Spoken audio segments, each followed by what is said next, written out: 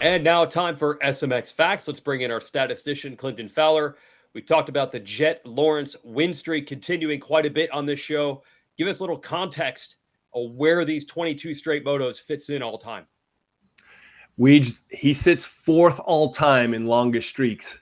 He's 9 motos behind the GOAT, Ricky Carmichael, who in 2003 to 2005 won 31 straight motos, an incredibly impressive run. So for Jett to meet Ricky Carmichael's, or to tie his, he's got to win everything through the first moto at round 5 in Southwick. So we've got a ways to go to get there. It's going to require not making mistakes. JT, should we be considering this already?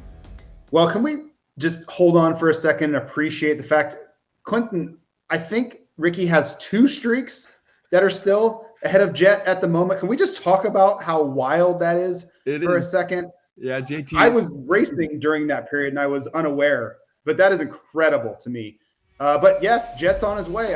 If he can get through, and I'll put it to you this way, if he can get through the first 4, where I think Chase Sexton is fantastic at the opening round, and I think Jett is a little bit vulnerable at the second round at Hangtown. If he gets through the first 4, it's on. Like, I don't see a reason on paper why he won't continue all the way through. I think the best chance is right away. They've got to get him off the train, derail the momentum a little bit, put a little bit of doubt into his mind, or at least break the streak.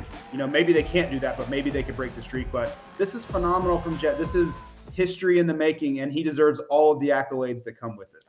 So that's the big story, of course, in the 450 class. Personally, I'm just wondering, are we going to get a moto where he says, my goal is to win the title here. I don't need to risk it all to keep this win streak alive. But I said that was going to happen last year, and it never happened. So who knows? The real story, though, is the 250 class. That's what everybody's intrigued by. A complete unknown with the last 3 championships, both Lawrence brothers out of the class. Give us some stats on that, Clinton. Yeah, I don't know if I have the answer on who's going to win it, but we at least have an idea for who has won races in the past. And there are 7 guys, 6 for sure going to line up at the first round, that have won a pro motocross overall in the 250 class before.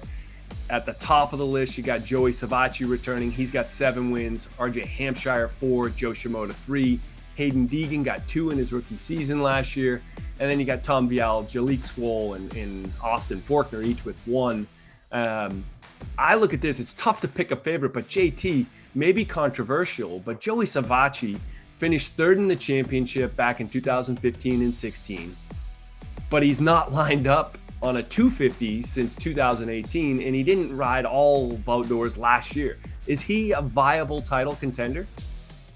I think he can be. I think, much like we spoke about the 450s, he needs to start fast. The opening rounds will be very critical to that because he has so much more preparation under his belt than these other Supercross riders that have been, gallivanting across the country practicing Supercross the entire spring, where Joey is incredibly prepared. I think he's had his sights set on this date since last fall. So if he can get off to a good start, he has a chance. Now you think about guys in the past, Steve Lamson in 2000, Mike Brown in 2001, these older riders, and we talk about older, talking about guys that are late 20s or 30 years old, but experienced riders in the 250 class, if they can start fast and get out front, they know what to do.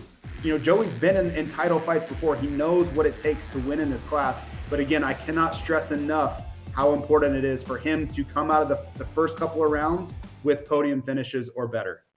And he's on the Triumph, everybody. An unknown brand for the most part. They race Supercross and look good with Jalik Swoll.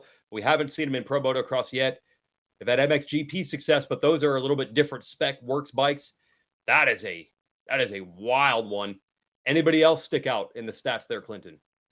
I think you've got to recognize that Tom Vial is a 2-time GP champion. He won Southwick last year on 1-3 moto scores, so he's definitely worth mentioning. But the one for me that really sticks out, Weege, is Hayden Deegan last year at Washougal. Here's a rookie. In rookies, you expect some inconsistency, but at Washougal, man, he just dominated. He won the first moto wire to wire, set the fastest lap. In the second moto, went from 4th to 1st and took the win. He caught up to Justin Cooper. He was nearly 2 seconds a lap faster at his fastest than Justin Cooper. Absolutely incredible performance. So JT, is that a signal of what we're going to see all 11 rounds this year, or is that just a one-off thing? Well, the secret is, how do you harness that? And you look back through history at the legends of the sport. Thankfully, we get to work with them, James Stewart, Ricky Carmichael. Some of them are still racing. They're able to bring that level every single weekend. And that's what Hayden is still in the process of figuring out how to do. But you look for these little snapshots, these glimpses into what's possible. You're exactly right, Clinton. That was a clear signal that this guy can be that legend of the sport type rider, because you can't obliterate the field the way he did that day without it being somewhere inside him. So we'll see, is this year, the more development, the more maturity, another step forward, is this the year where he can bring that week in and week out? And if he does, all of the parity talk, all of the competitiveness that we talked about going into this 250 class will be for naught, because he will run away with this thing. Yeah, and what's funny is after Washougal, we thought that stretch run was coming, but then his bike broke at Unadilla. He was dominating a moto at Budds Creek, and it got red flagged and restarted, and then he crashed. He was sick at Ironman, so we don't know. We don't know if the Washougal Tegan is showing up every week or not. I guess that's why we got to run the races. Clinton, here's something outside the data. How exciting is it to go into round one not knowing what's going to happen? Oh, it's amazing. Absolutely amazing. Love watching that first gate drop in pro motocross.